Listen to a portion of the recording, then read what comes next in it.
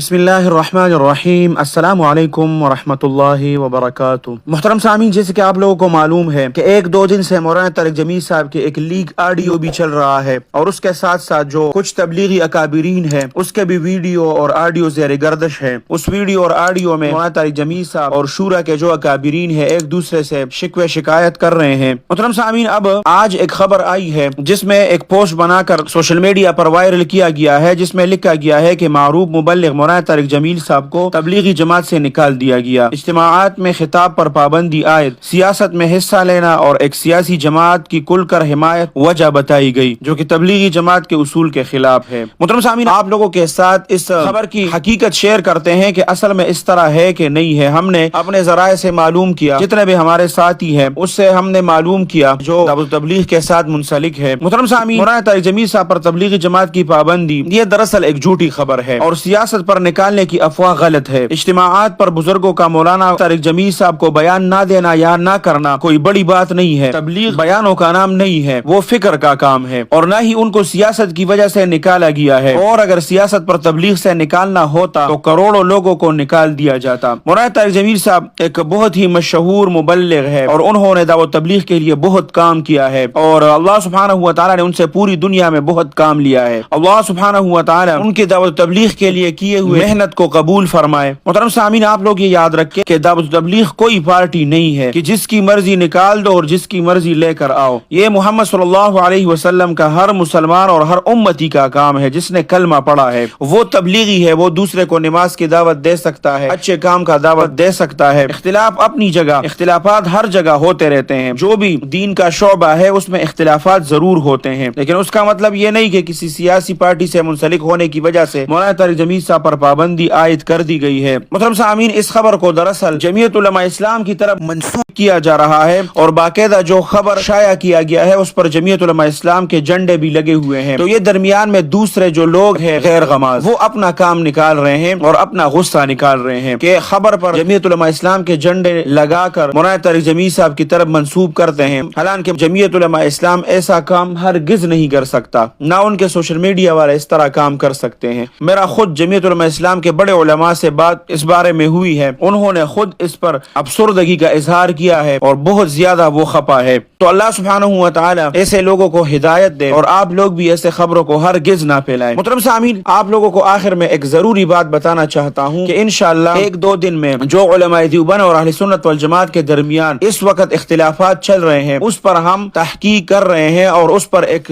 Video بنا رہے ہیں جو آپ لوگوں کو ان سے بہت زیادہ فائدہ ہوگا انشاءاللہ۔ پہلا اختلاف تو جو مولانا طارق جمیل صاحب اور جو تبلیغی اکابرین ہے اس کے درمیان جو چل رہا ہے، جو سب کو پتا ہے۔ اسی طرح دوسرا جو جمعیت والے اور سپاہ صحابہ والوں کے درمیان جو اختلاف چل رہا ہے اس کے بارے میں، اور تیسرا جو KPK میں کچھ مفتیان حضرات کے درمیان سب سے بڑا اختلاف اس وقت چل رہا ہے، اور یہ سب کچھ سوشل میڈیا پر سرعام ہو رہا ہے۔ اس کے بارے میں ہمارے ایک تفصیلی ویڈیو انشاءاللہ آئے گی، وہ آپ لوگ ضرور سماعت فرمائیں اور دوسرے لوگوں کے ساتھ بھی شیئر کریں، اور آپ لوگ کمنٹس میں اپنے قیمتی رائے دیں کہ مولانا طارق جمیل صاحب نے جو آڈیو ریکارڈ کیا ہے یا کسی نے اس کو لیک کیا ہے، یا جو تبلیغی اکابرین نے بیان ریکارڈ کروایا ہے اس کے بعد، تو اس میں غلطی کس کی ہے؟ آپ لوگ ہمیں کمنٹس میں اپنے قیمتی رائے سے ضرور آگاہ کریں۔ اللہ سبحانہ و تعالی ان کی ہر طرف سے اور ہر شر سے حفاظت فرمائے۔ اللہ سبحانہ و تعالی آپ سب کو اپنے حفظ اور امان میں رکھے، اپنے خصوصی دعاؤں میں یاد رکھے۔ السلام علیکم ورحمۃ اللہ وبرکاتہ۔ الحق وزهق الباطل إن الباطل كان زهوقا